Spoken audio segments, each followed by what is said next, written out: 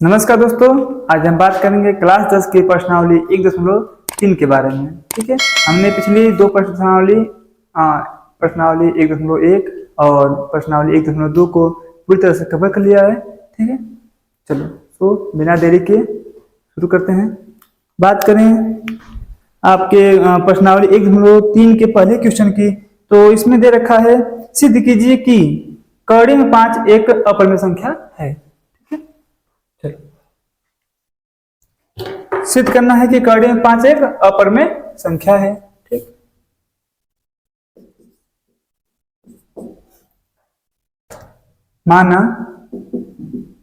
माना कड़ी में 5 एक परिमेय संख्या है। ठीक है, परिमेय संख्या है। ठीक है, क्योंकि हमें सिद्ध करना है कि कड़ी में 5 एक अपरिमेय संख्या है, लेकिन हम हमेशा क्या मानेंगे, एक परिमेय संख्या है। ठीक है, यह ऐसे जो क्वेश्चन होते हैं इनको हल करने का एक मतलब स्ट्रक्चर होता है, वो आपको याद रखना पड़ेगा, हमेशा आपको ऐसे शुरू करना पड़ेगा। ठीक है, चलो इसलिए जब ये परिमेय संख्या उसको मान लिया, मतलब हम इसको पी अपन क्यू के रूप में लिख सकते हैं, तो हम मान लेंगे। इसलिए माना कड़ी में 5 बराबर ए बटे बी। ठीक है, इनके रूप में मान सकते हैं क्योंकि हमने इसको मतलब परिमेय मान लिया है। ठीक है, जहां ठीक और तथा चलो लिख देते हैं, जहां बी नॉट इक्वल टू 0। ठीक है, बी जो होगा वह 0 के बराबर नहीं होगा। ठीक, अब आगे देखो, तथा ठीक जहां बी नॉट इक्वल टू 0 तथा ए और बी ठीक पूर्णांक हैं। क्या है जी, पूर्णांक हैं। ठीक है, अब चूंकि परिमेय संख्या है तो ए और बी पूर्णांक ही होंगे। ठीक, पूर्णांक है और इनमें एक के अतिरिक्त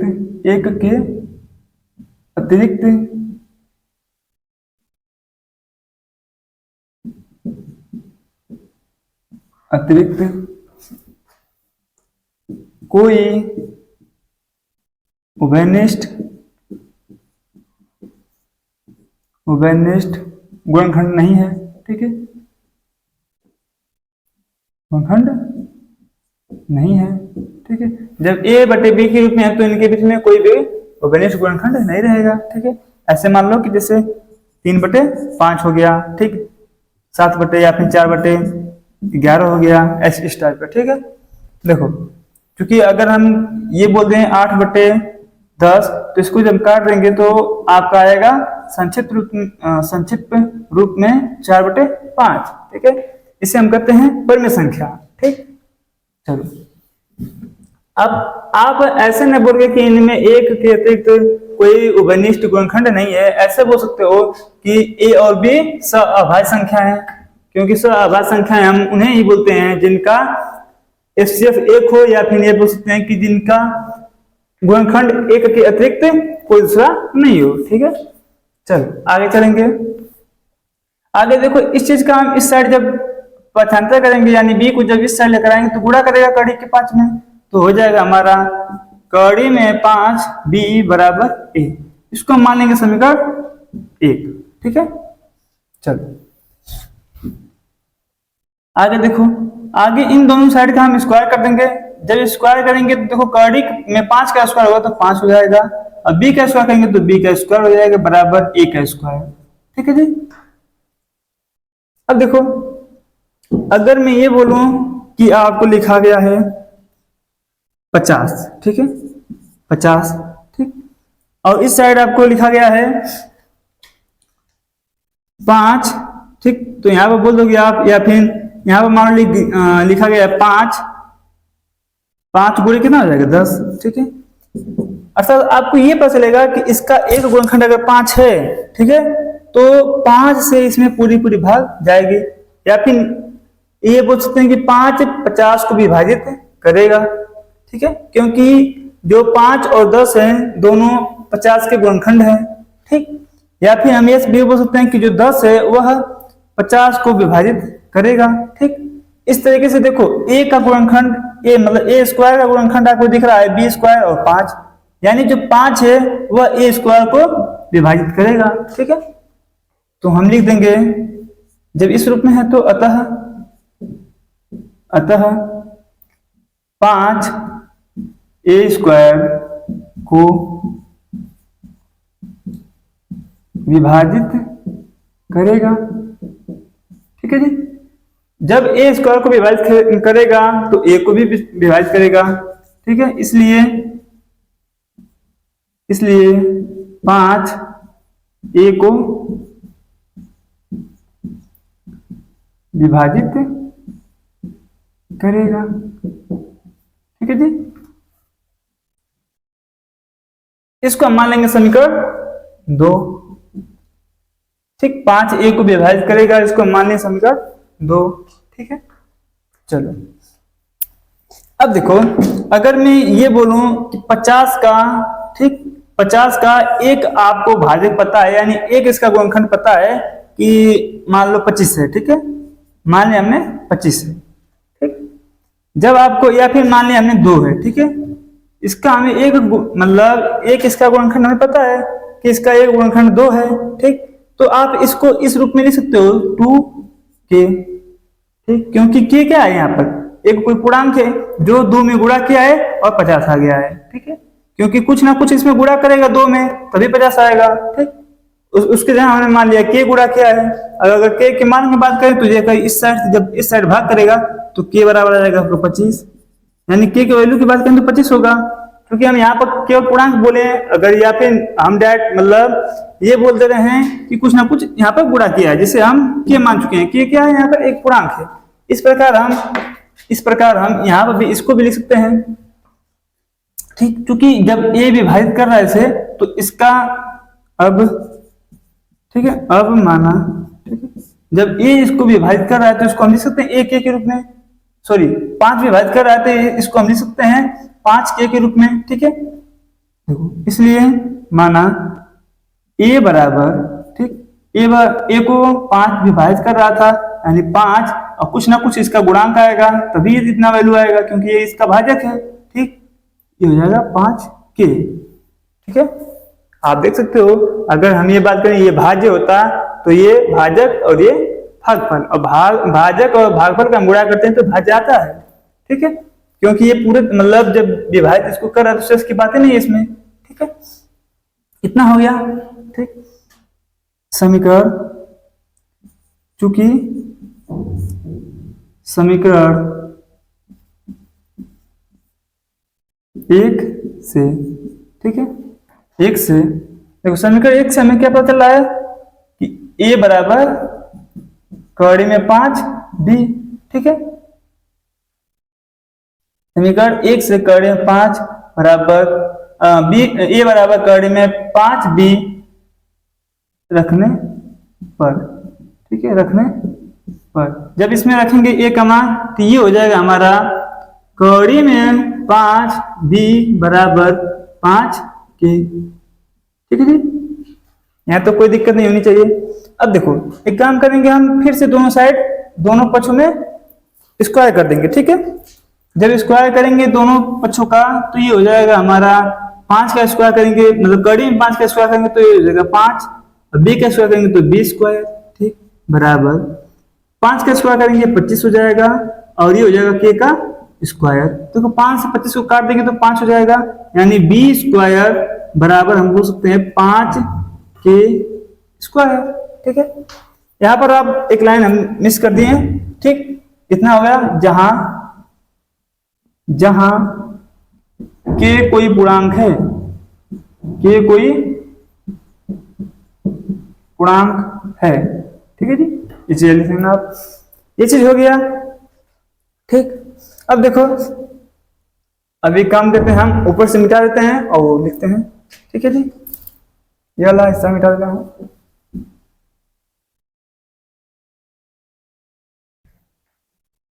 देखो यहाँ थे बेटा। ठीक, देखो अब यहाँ पर हमको ये पता चलता है, सेम कंडीशन जो ऊपर वाली थी कि इसमें चीज गुणा किया था। अब देखो यहाँ पर 5 और के स्क्वायर का गुणांक कितना है, बी स्क्वायर है। ठीक, अतः हम यहाँ से बोल सकते हैं कि 5 जो है, अतः 5 बी स्क्वायर को विभाजित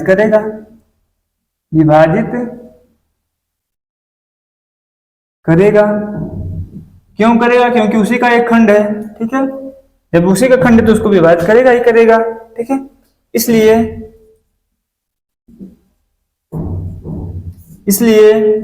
5 जब बी स्क्वायर को विभाजित करेगा तो बी को भी करेगा। ठीक है, बी को विभाजित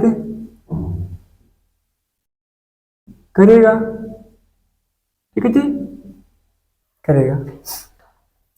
ये हो गया हमारा समीकरण 3, 1 2 3। ठीक है, अब देखो, अब आप यहां पर लिखोगे समीकरण 2 और 3 से। ठीक, हमें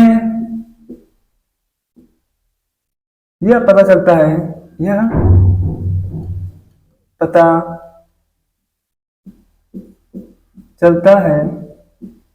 कि ठीक कि 5 ए तथा बी को विभाजित करेगा। ठीक है जी, विभाजित करेगा। ठीक, देखो यहां से हमें पता चल रहा है कि समीकरण 3 है। ठीक है, यहां से ये पता चल रहा है कि जो 5 है वह बी को विभाजित करेगा, और यहां से हमें ये पता चल रहा है कि जो 5 है वह ए को विभाजित करेगा, यानी जो 5 है वह ए को भी विभाजित करेगा और बी को भी विभाजित करेगा। ठीक है, विभाजित करेगा। आगे हम लिखेंगे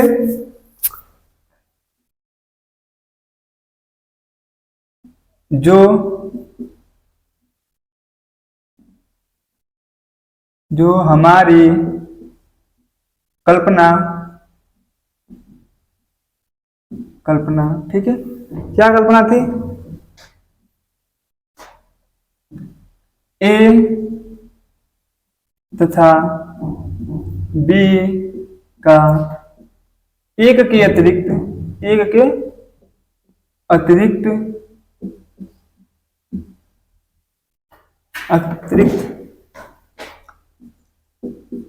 कोई उभयनिष्ठ गुणनखंड, ठीक, नहीं है। ठीक, यह क्या हो गया कि वो जो कि हमारी कल्पना क्या थी हमारी, कि ए और बी का एक के अतिरिक्त कोई मतलब कोई दूसरा उभयनिष्ठ गुणनखंड नहीं है, के विपरीत हो गया। ठीक, के विपरीत है। देखो हमने क्या माना था कि ए और बी में कोई भी एक के अतिरिक्त गुणनखंड नहीं है। ठीक, और यहाँ पर हमें पता चल रहा है कि ए में 5 का मतलब 5 जो है ए का भी गुणनखंड है और बी का भी है। ठीक, तो इसकी विपरीत हो गया। अब लिखेंगे यह विरोधाभास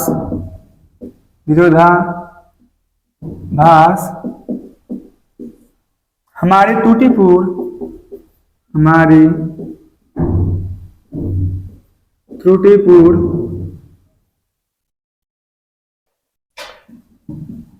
कल्पना के कारण हुआ है। ठीक है जी, कल्पना के कारण हुआ है। ठीक, अतः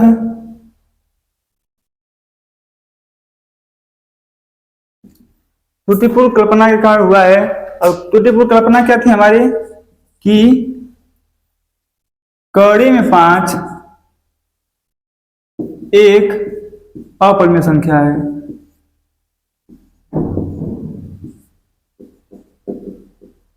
संख्या है, ठीक है। अतः कड़ी में 5 एक परिमेय संख्या होगी, ठीक है।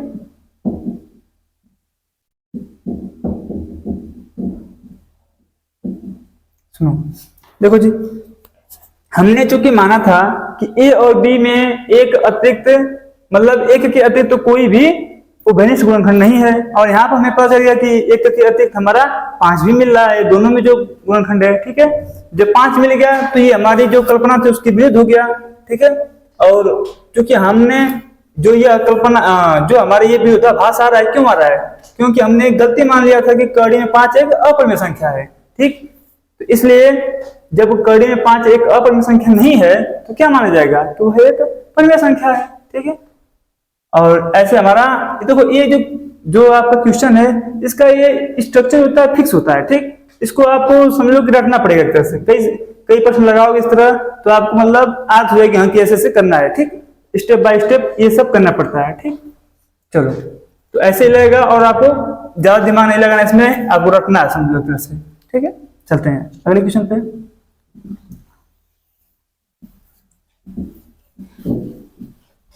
इसका एक फिक्स जो स्ट्रक्चर होता है, ऐसे ही लगाना पड़ता है। क्या कर सकते हैं आप, ठीक। तो सबसे पहले आप क्या मानते हो कि कोई भी अगर इस टाइप का क्वेश्चन मिलेगा, सबसे पहले आप उसको परिमेय मान लोगे, ठीक है। क्योंकि आपको सिद्ध करना होगा अपरिमेय, फिर भी हम क्या मानेंगे? परिमेय। चलते हैं दूसरे क्वेश्चन पे। सिद्ध कीजिए कि 3 + 2 कड़ी में 5 एक अपरिमेय संख्या है, ठीक है। इस बार क्या है? 3 + 2 कड़ी में 5 एक अपरिमेय संख्या है, इसको सिद्ध करना है, ठीक है। चलो, सबसे पहले क्या करेंगे हम? माना 3 + 2 कड़ी में 5 एक परिमेय संख्या है, ठीक है। क्या मानेंगे इसको? परिमेय संख्या है, परिमेय संख्या है, ठीक है। इसलिए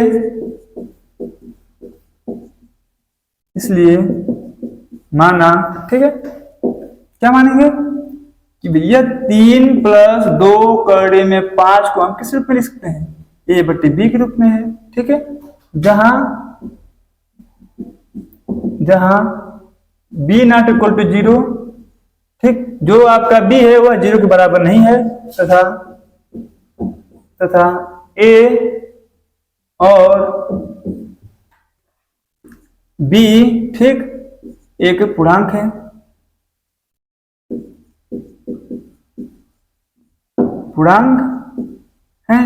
ठीक है। यहां तक कोई दिक्कत नहीं हुई होगी आपको, ठीक है। आप देख सकते हो आगे कोष्टक में a तथा b सहअभाज्य है, ठीक है। क्या है जी? सहअभाज्य है। सहअभाज्य का मतलब ये हो गया कि इनमें एक के अतिरिक्त कोई भी दूसरा गुणनखंड नहीं है, ठीक है। चलो आगे चलते हैं। अब देखो, अब हम क्या करेंगे? इसका जो आपको दे रखा है, देखो इसको एक बार तुमको लिख देता हूं। देखो 3 + 2 कड़ी में 5 बराबर a/b है, ठीक। पक्षांतर करेंगे, 3 जाएगा उस साइड, 2 कड़ी में 5 बराबर a/b -3, ठीक है। कोई दिक्कत नहीं होगी। अब आगे देखो, जब इसका हम इसमें गुणा करेंगे, 2 कड़ी में 5 बराबर, ये चीज इसमें गुणा करेगा तो a - 3b/b हो जाएगा, ठीक है। अब 2 को मैं उस साइड भेजूंगा तो भाग करेगा जाके, या फिर तीसरे गुणा करूंगा 2 जाके इसमें गुणा कर लेगा, ठीक है। तो कड़ी में 5 बराबर a - 3b/2b होगा, ठीक है। कोई दिक्कत यहां तक नहीं होनी चाहिए, ठीक। पक्षांतर के बस। अब आगे देखो, ठीक। अभी ठीक। अब देखो, लिखूंगा मैं, चूंकि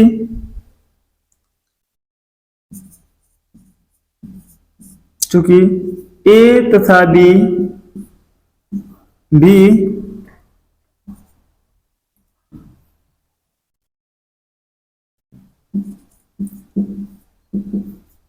पूर्णांक है, ठीक है।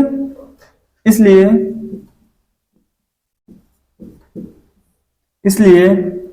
a - 3b/2b एक परमेय संख्या होगी, ठीक है जी, परमेय संख्या होगी होगी इतना होगा, ठीक है। अतः यहाँ पर एक काम करते हैं, तब लगा देते हैं, ठीक है। तब चूंकि ए तथा बी पूर्णांक है, तब इतना बटे इतना एक परमेय संख्या होगी, इसलिए कड़ी में 5 एक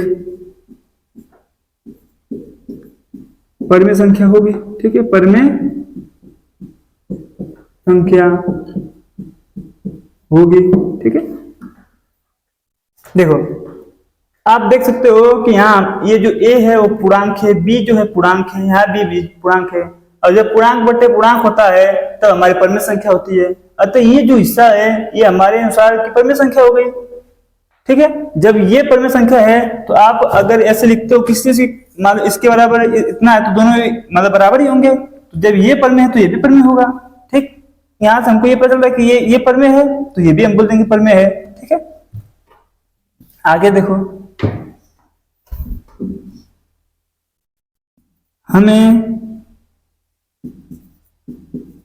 ज्ञात है कि कड़ी में 5 एक अपरिमेय, ठीक है जी। अभी हमने हल कर दिया था, ठीक है, कि कड़ी में 5 क्या है, एक अपरिमेय है। कड़ी में 5 एक अपरिमेय संख्या है, अपरिमेय संख्या है, ठीक।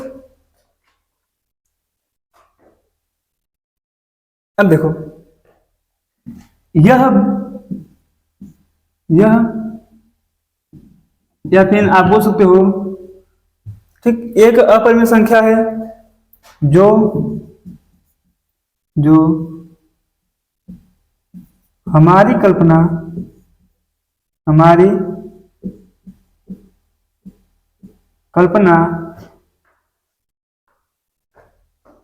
के विपरीत है, ठीक है, के विपरीत है। आप लिखोगे नीचे, यह विरोधाभास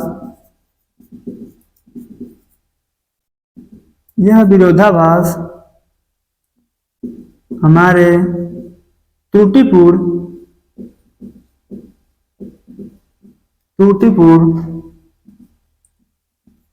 कल्पना, क्या है त्रुटिपूर्ण कल्पना, 3 + 2 कड़ी में 5 एक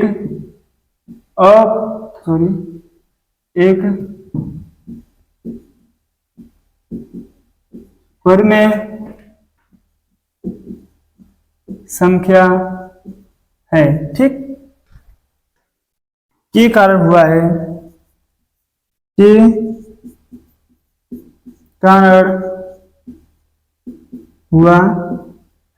ठीक है। तो यहां पे देंगे, अतः 3 + 2 कड़ी में 2 कड़ी में 5 एक अपरिमेय संख्या होगी, ठीक है, अपरिमेय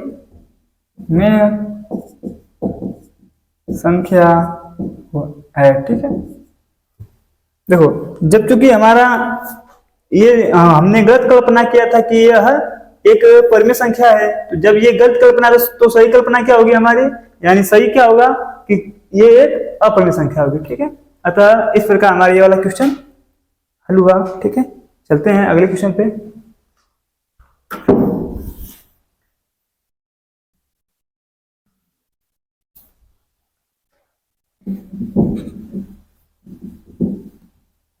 देखो बात करेंगे प्रश्न नंबर 3, ठीक है। प्रश्न नंबर 3 पे अब 2 लग गया हमारा, ठीक है। प्रश्न नंबर 3 का हमको पॉइंट रखा पहला, ठीक है, पहला लगाते हैं। पहला है सिद्ध कीजिए कि निम्नलिखित संख्याएं अपरिमेय है, ठीक है। वही काम करना है, फिर से सिद्ध करना है, और आपको दे रखा है 1/2 में 2, ठीक है, 1/2 में 2, इस बार इसको सिद्ध करना है। ठीक है, सबसे पहले हम क्या करेंगे, वही काम, माना 1/कड़ी में 2 एक परिमेय संख्या है। क्या मानेंगे, परिमेय संख्या है। ठीक है, क्योंकि हम परिमेय मान लिए हैं इसलिए माना, ठीक, 1/कड़ी में 2 बराबर a/b, जहां आप लिख दो के नीचे, जहां b नॉट इक्वल टू 0 तथा a और b, ठीक है, पूर्णांक हैं जिनमें, या फिर पूर्णांक हैं जिनमें एक के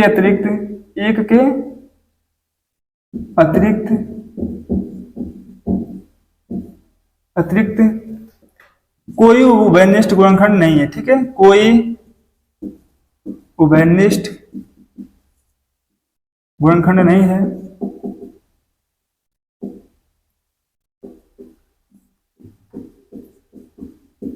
ठीक है जी, अब देखो यहां से हम पक्षांतर करेंगे तो ये हो जाएगा हमारा b बराबर कड़ी में 2a।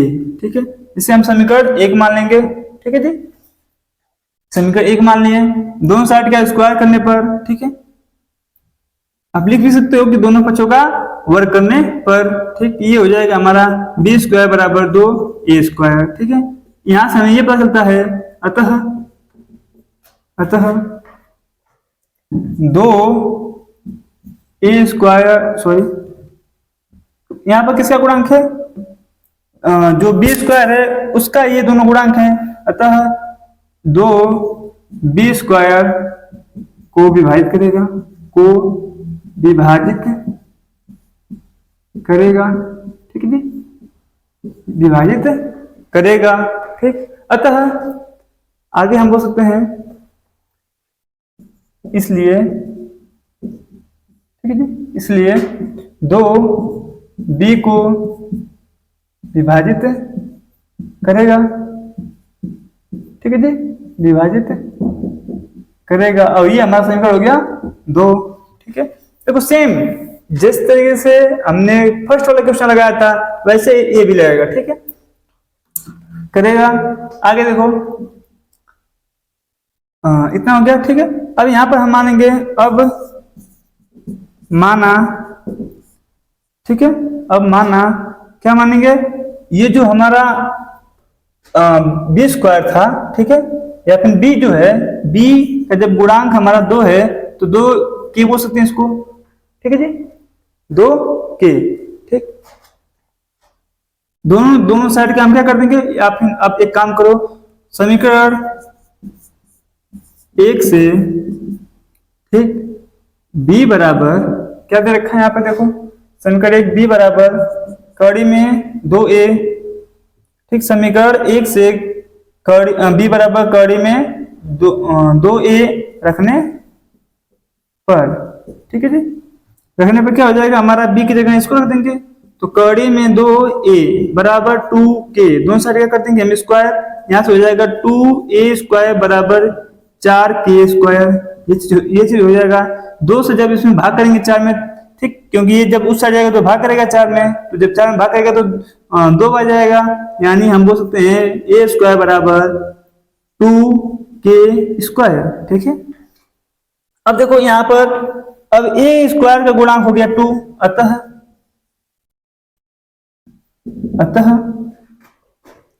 2 a² को विभाजित करेगा। ठीक है जी, इसलिए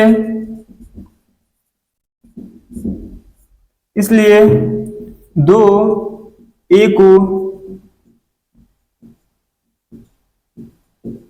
विभाजित करेगा। ठीक, ये हमारा हो गया समीकरण 3। ठीक है जी, सेम जैसे फर्स्ट वाला क्वेश्चन लगा था एकदम, इसका मतलब इसका स्ट्रक्चर होता है, ठीक, उसको आपको ये पैटर्न याद रखना पड़ेगा और हर क्वेश्चन आपका इसी तरह रहेगा, ठीक है, जो इस टाइप का आ गया। आगे मिटा देते हैं ऊपर का, ठीक है।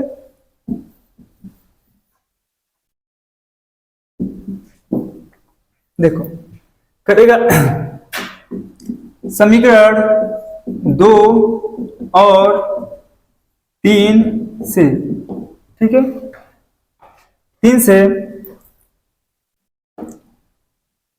से यह ज्ञात होता है, ठीक है जी, यह ज्ञात होता है कि 2 ए तथा बी को विभाजित करेगा, ठीक है जी, विभाजित करेगा, जो कि हमारी कल्पना, ठीक है, हमारी कल्पना के विपरीत है कि क्या कल्पना थी कि ए तथा बी में एक के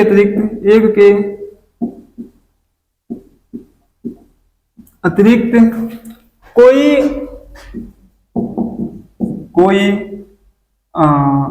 उभयनिष्ठ गुणनखंड नहीं है, ठीक है जी, गुणनखंड नहीं है, ठीक है। इसके ये क्या हो गया, विपरीत हो गया, नहीं है। ये जो लाइन जो होती है फिक्स होती है, ठीक है, आप याद करना पड़ेगा। यह विरोधाभास हमारे त्रुटिपूर्ण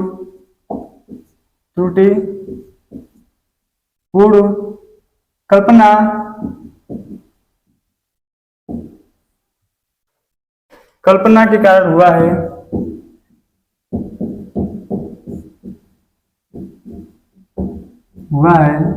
कि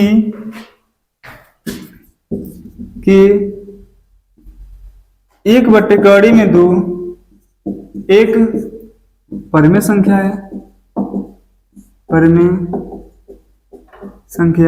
है, ठीक। अतः 1 बटे कड़ी में 2 एक परिमेय संख्या होगी, ठीक है, एक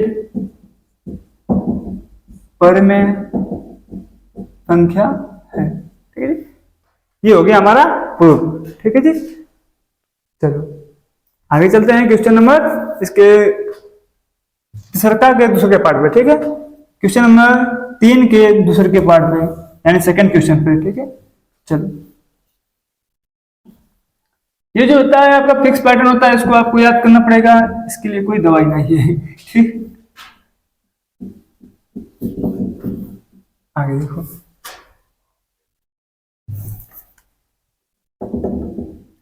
ठीक है, इसमें दे रखा है आपको 7 कड़ी में 5, ठीक है, 7 कड़ी में 5 को सिद्ध करना है इस बार, ठीक है, 7 कड़ी में 5, हम फिर से मानेंगे वही, माना 7 कड़ी में 5 एक परिमेय संख्या है, ठीक है, एक परिमेय संख्या है, इसलिए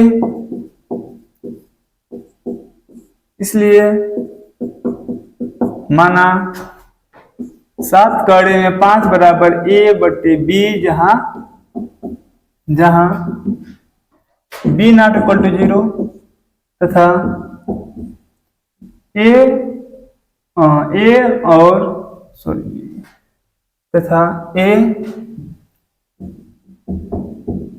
और b, ठीक, a और b पूर्णांक है, ठीक है जी, ये चीज मान लिए हम। तो अब हम इसको लिख सकते हैं 7, पहले से क्या है, 7 कड़ी में 5 बराबर a बटे b, ठीक है, इसको हम लिख देंगे कड़ी में 5 बराबर a बटे 7b, ठीक है। अब देखो यहां से ये पर देखो, यहाँ पर a है, यहाँ पर b है, ठीक है, तो हमें यहां से ये पता चल जाएगा कि ये चीज क्या पर में है, ठीक है। चूंकि ए तथा बी पूर्णांक है, ठीक है। तब ए बटे 7 बी एक परिमेय संख्या होगी, ठीक है, एक परिमेय संख्या होगी, ठीक। इसलिए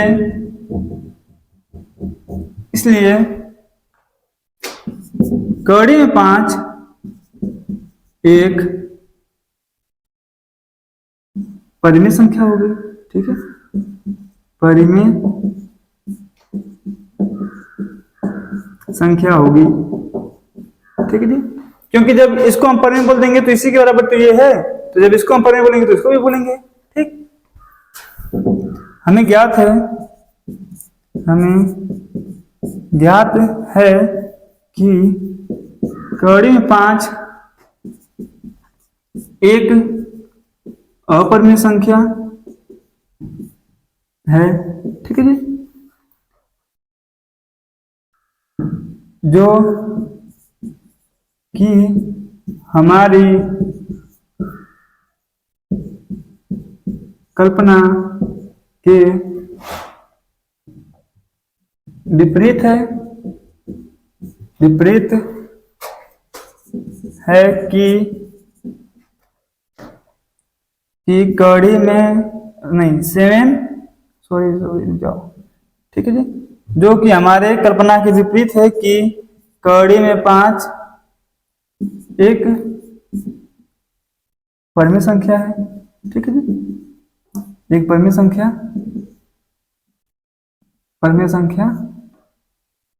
क्या लिखा गया यार,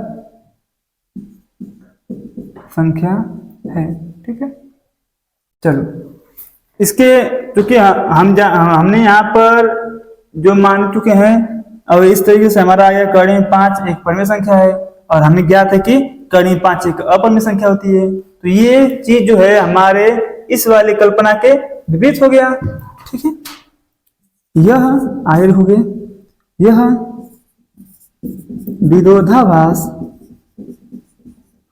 विरोधाभास हमारे त्रुटिपूर्ण कल्पना के कारण हुआ है, ठीक है जी, कल्पना, ठीक है। आप लिख सकते हो यहाँ पर कल्पना क्या है कोष्टक में, कल्पना, ठीक। 7 कड़ी में 5 एक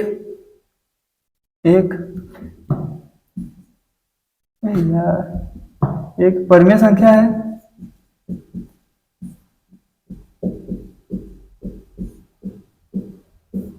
है, ठीक है। हमारी त्रुटिपूर्ण कल्पना क्या है कि 7 कड़ी में 5 एक परिमेय संख्या है, के कारण हुआ है, के कारण हुआ है, ठीक है जी। अतः 7 कड़ी में 5 एक अपरिमेय संख्या होगी, ठीक है जी, अपरिमेय संख्या होगी, ठीक। इस प्रकार ये वाला क्वेश्चन भी खत्म हो गया। चलते हैं इस चैप्टर के अंतिम क्वेश्चन पे, ठीक। चलो लगा दे रहा हूं।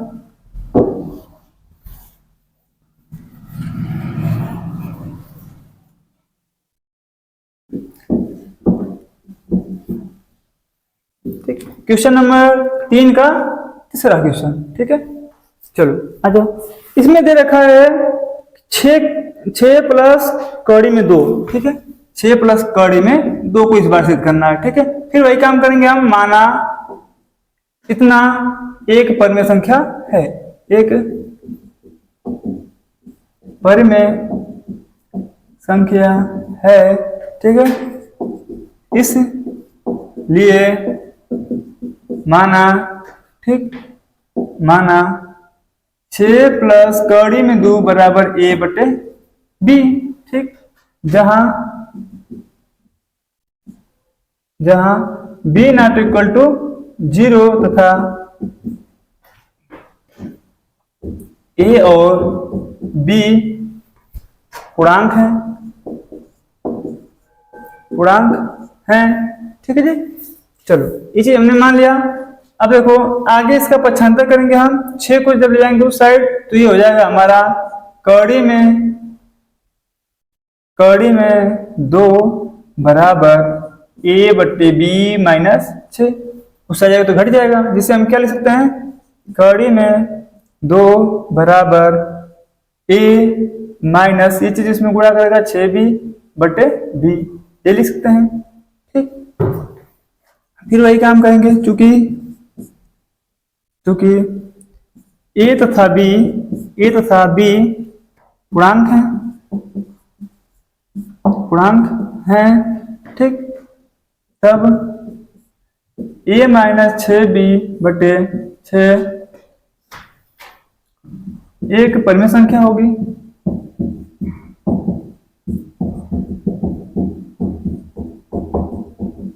एक परिमेय संख्या होगी, ठीक है जी। इसलिए कड़ी में 2 एक परिमेय संख्या होगी, ठीक है। हमें, ठीक है, अब नीचे सीखेंगे, हमें अभी हमने ऊपर हल किया था, ठीक है। हमें ज्ञात है कि कड़ी में 2 एक अपरिमेय संख्या है, ठीक है। अब नीचे से लिख देंगे, यह विरोधाभास, ठीक है, यह विरोधाभास हमारे त्रुटिपूर्ण कल्पना, ठीक है, कल्पना के कारण हुआ है कि 6 प्लस कड़ी में 2, ठीक है, 6 प्लस कड़ी में 2 एक परिमेय संख्या है, ठीक है, एक परिमेय संख्या है। इस त्रुटिपूर्ण कल्पना के कारण हमारा यह विरोधाभास हुआ है, ठीक है। इसलिए मतलब अतः 6 प्लस कड़ी में 2 एक परिमेय संख्या, एक अपरिमेय संख्या होगी, ठीक है, एक अपरिमेय संख्या होगी, ठीक है। देखो ये जो चैप्टर था पूरा का पूरा एक पैटर्न पे चलने वाला था, ठीक है, जिसमें इस तरीके का आपको देगा, ये वाला पैटर्न लागू होगा, और जिसमें डायरेक्ट बोलेगा कड़ी में 5, कड़ी में 3, कड़ी में 2, ठीक है, उसमें वो वाला पैटर्न लागू होगा। 2 पैटर्न पे पूरा चैप्टर चला है, ठीक है। आपको ये जो पैटर्न है वो याद रखना पड़ेगा, ठीक। और अब अगर आपको इसमें कहीं भी कोई कंफ्यूजन हो तो आप कमेंट में लिख दीजिएगा, ठीक है, आपका उत्तर जो दिया जाएगा। बाकी देखने के लिए सेशन, थैंक यू।